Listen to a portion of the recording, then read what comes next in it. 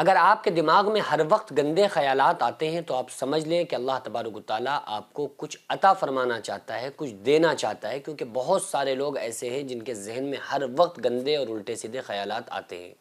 بعض لوگ تو ایسے ہیں کہ جب وہ نماز میں کھڑے ہوتے ہیں تو پھر ان کو خیالات آنا شروع ہو جاتے ہیں۔ بعض لوگ تو رکعت ہی بھول جاتے ہیں کہ ہم نے کتنی رکعتیں پڑھی، اتنے زیادہ خیالات کا پریشر ان کے مائنڈ کے اوپر رہتا ہے۔ لیکن آپ جانتے ہیں کہ ان خیالات کی وجہ سے اللہ تعالیٰ ہمیں کیا دینا چاہتا ہے، اور آخر یہ خیالات آتے کیوں ہیں، اور اس سے بھی زیادہ امپورٹنٹ یہ ہے کہ یہ خیالات کب آتے ہیں، انسان کے ذہن میں کب آتے ہیں۔ دیکھیے، جو خیالات آتے ہیں اس کی 3 قسمیں ہوا کرتی ہیں۔ پہلے وہ خیالات ہوتے ہیں جو فرشتے کی جانب سے ہوتے ہیں، دوسرے وہ خیالات جو شیطان کی جانب سے ہوتے ہیں، تیسرے وہ خیالات جو خود انسان کی اپنی فطرت ہوتی ہے۔ اور انسان کی جو اپنی فطرت ہوتی ہے نا، وہ نیکی والی ہوتی ہے۔ انسان کوئی بھی کام، گناہ کا جب کوئی بندہ کام کرتا ہے نا تو وہ لذت کے لیے کرنا تو چاہتا ہے، لیکن دل اس کا گواہی نہیں دے رہا ہوتا ہے، کیونکہ انسان کی جو فطرت ہوتی ہے وہ کبھی نہیں چاہتی ہے کہ یہ بندہ یہ گناہ کرے۔ تو ہماری فطرت کبھی نہیں چاہے گی کہ ہم گناہ کریں، لیکن جو شیطانی خیالات اور وسوسے ہیں اس کی وجہ سے، وہ حاوی ہونے کی وجہ سے انسان گناہ کی طرف آتا ہے۔ اور یہ شیطان وسوسے اور خیالات، گندے خیالات کن لوگوں کے ذہن میں زیادہ تر ڈالتا ہے؟ ان لوگوں کے ذہن میں ڈالتا ہے جن کی فطرت اچھی ہوتی ہے۔ بہت سارے ایسے لوگ ہیں جو شرابی ہیں، جو شراب خانے میں پڑے ہوئے ہیں، شیطان نے کبھی ان کو جا کر بہکایا؟ کبھی نہیں۔ ان کے ذہن میں خیالات ڈالے؟ نہیں۔ کیوں؟ کیونکہ وہ تو ہیں آلریڈی بہکے ہوئے، وہ تو ہیں گناہ گار، وہ تو ہیں اللہ سے دور، وہ تو شریعت سے دور ہیں، تو ان کے ذہن میں خیالات نہیں آئیں گے۔ جس بندے کے ذہن میں گندے خیالات آ رہے ہیں نا، شیطان کی طرف سے جو گندے خیالات آ رہے ہیں، تو اس کا مطلب یہ ہے کہ وہ بندہ جو ہے وہ نیک ہے، کیونکہ اس کا باطن نیک ہے۔ وہ تو شیطان اس سے گناہ کروانا چاہتا ہے، لیکن اندرونی طور پر وہ بندہ گناہ کے قریب جانا نہیں چاہتا ہے، کیونکہ اگر وہ جانا چاہ رہا ہوتا تو وہ جاتا، تو پھر شیطان اس کے ذہن میں گندے خیالات ڈال کے اس کو گناہ کی طرف نہیں ڈھکیلتا۔ اور فرشتہ، چونکہ جو فرشتے ہمارے کاندھوں کے اوپر ہیں، کرامن کاتبین، جو ساری چیزوں کو نوٹ کرتے ہیں، لکھتے ہیں۔ ہم نے کوئی اچھا کام کا ارادہ کیا، جو سیدھے کاندھے پر بیٹھا ہوا فرشتہ ہے، فوراً ہمارے اس نیکی کو لکھ لیتا ہے۔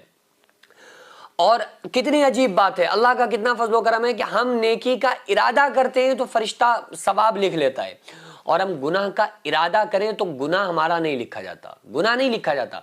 گناہ جب لکھا جاتا ہے جب ہم گناہ کا کام کر لیں، اور اس کے بعد بھی چند لمحات جو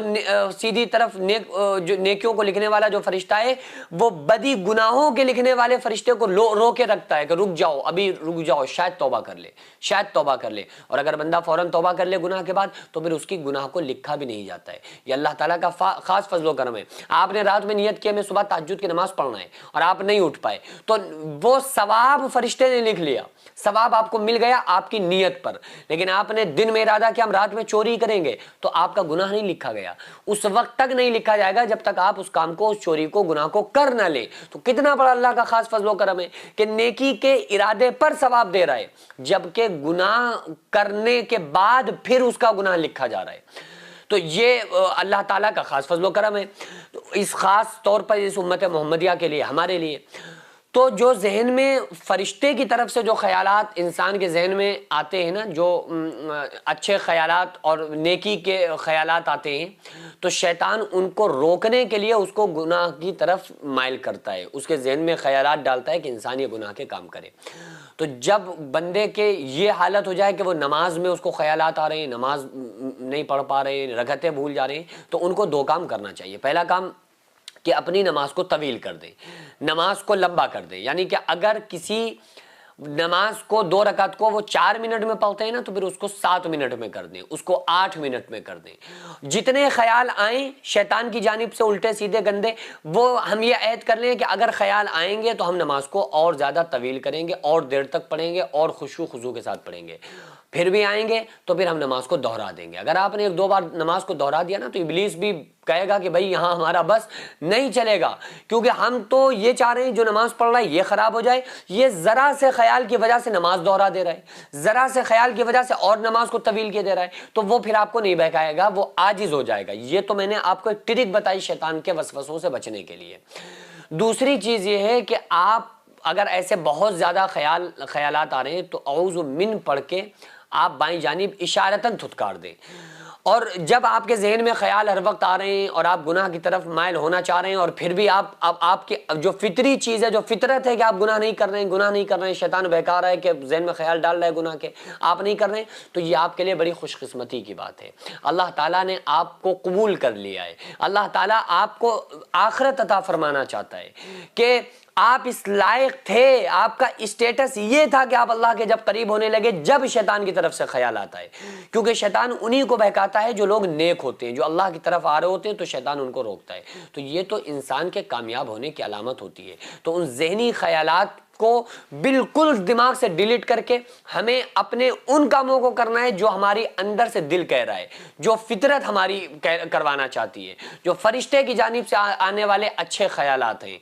ان چیزوں کو ہمیں کرنا چاہیے تاکہ شیطان کا زور نہ چلے۔ اور یہ تو بندے کی مقبولیت کی نشانی ہوتی ہے کہ یہ بندہ اس لائق تھا جبھی تو اس کو شیطان بہکا رہا ہے، ورنہ ہر انسان کو شیطان نہیں بہکاتا۔ تمام جواری، شرابی اور بے نمازی، فاسق، فاجر گھوم رہے ہیں، وہ شیطان کو ان سے کوئی مطلب نہیں، وہ تو خوش ہوتا ہے کہ بھئی یہ تو ہمارا کام خود ہی کر رہے ہیں، ہمیں تو انہیں بہکانے کی ضرورت ہی نہیں ہے۔ ابھی ضرورت ہے جو جینس مدرسہ منہاج الحسین آغازیہ مداریہ مکن پور شریف میں جو قائم ہے، چل رہا ہے، تو اس کا صرف ایک ہال ہے جس میں بچے رہتے بھی ہیں، جو بیرونی بچے ہیں وہ وہیں رہتے ہیں، وہیں کھاتے ہیں، وہیں پیتے ہیں، جن کے رہنے کا بھی کوئی